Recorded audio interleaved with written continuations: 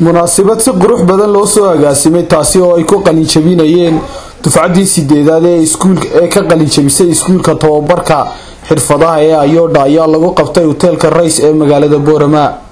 ardaydan qalin jabinaysay oo wadartoodu dhannayd 123 arday oo iskugu jiray wiilal iyo gabdho ayaa waxa ay barteen xirfado kala duwan. munaasabadii qalin jabinta ayaa waxa ka soo qayb galay gudoomiyaha gobolka Awdal Axmed Xadi Sicdi, gudoomiyaha waxbarashada gobolka Axmed Cige, maamulka iyo macallimiinta dugsiga tababarka ee Ayodha iyo bulshada qaybaheega kala duwan. ugu horeyntii waxaa munaasabadaasi ka hadlay gudoomiyaha gobolka Awdal Axmed Xadi Sicdi oo hambalyo iyo tahniyad u diray ardaydii ka qalin jabisay dugsigaasi. NRC Norwegian Refugee Council oo iyaguna runtii wax aad iyo aad loogu mahadnaqo.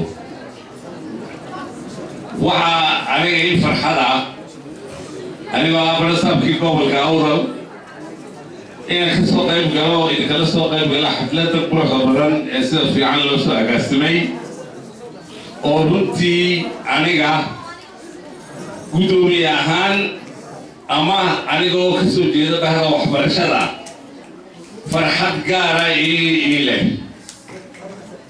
waxa kale xusid mudan in maanta aynu halkii waxbarashadii ay u socotay qaab qalin iyo akhris aan maanta u jahayno qaab farsamo iyo wax soo saar rasmi ah oo dhab ah. runtii farsamada gacantu ama xirfadaha kala duwan ee qofku uu noqdo life skills inay yihiin waxa marka u horeysaba aad manafacadsanayso oo qofku kulka u horeysaba markuu ugu yeeryahay wuxuu kaga shaqaysanaya aqalkiisii iyo ubadkiisii iyo intuu dhowid buu ugu anfacaya.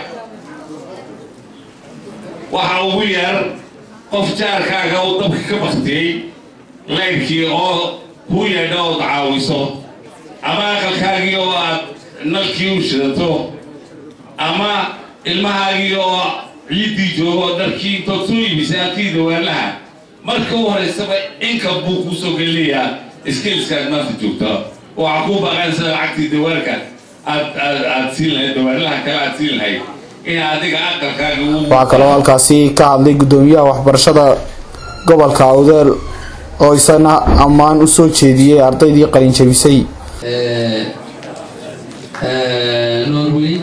Norwegian Refugee Council NRC iyo Ayodha waxaynu cusub maahay way la socday intii aynu joognay dhulkan oo dhan iyo intii ay shaqeynayeen way ku dheersanaa.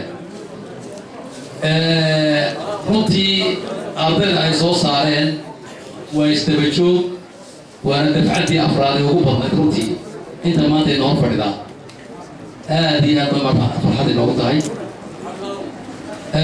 waxaan oran lahaa qolada had iyo jeer santarka ku haysa gacanta inay sameeyaan waxa la yidhahaa filing system ama database inay ardaydooda u sameeyaan oo ay geliyaan rikoodh wanaagsan ilaa ardaygii ugu horreeyey. waxaa kaloo halkaasi ka hadlay agaasimaha dugsiga tababarka xirfadaha Ayodha Idris Farax Muuse oo ka sheekeeyay ardayda qalin jabisay iyo xirfadaha ay barteen. Assalamu alaykum wa rahmatullahi wa barakatuh. Salaan kadib maanta waxaan aad u faraxsanahay inay halkan inoo fadhiyaan 123 arday oo kala ah 66 arday oo wiilal ah iyo 750 gabdhood oo ka qalin jabiyay 7 xirfadood oo kala duwan. runtii documentary filmka halkan inoogu soo bandhigay waxaad ka arkayseen waxyaabaha iskilladii kala duwanaa ama xirfadihii kala duwanaa ee ay barteen iyaga halkan ka arkayseen iyo sawirrada halkan ku yaalla oo inoo muujinaya dhammaan activitiyadii kala duwanaa ama waxqabadkii kala duwanaa ardayda wax soo baranayeen. mashruucan yar oo la yidhaahdo afka qalaad Youth Education Bank ama in dhalinyarada waxbarashada dib loogu celiyo waxaa la bilaabay sanadkii 2007 sanadkan 2007 waxaa lagu bilaabay ardaydan 60 arday waxaa ka qalin jabiyey 55 arday ee ka qalin jabiyey sanadkii xigtay 2008 2009 waxaa ka qalin jabiyey ardaydan 115 arday sanadkii 2009 2010 waxaa ka qalin jabiyey ardaydan 107 arday maanta san 2010 2011 sanadka aynu joogno waxaa ka qalin jabinaya 123 arday oo isugu jira 66 arday oo wiilal ah.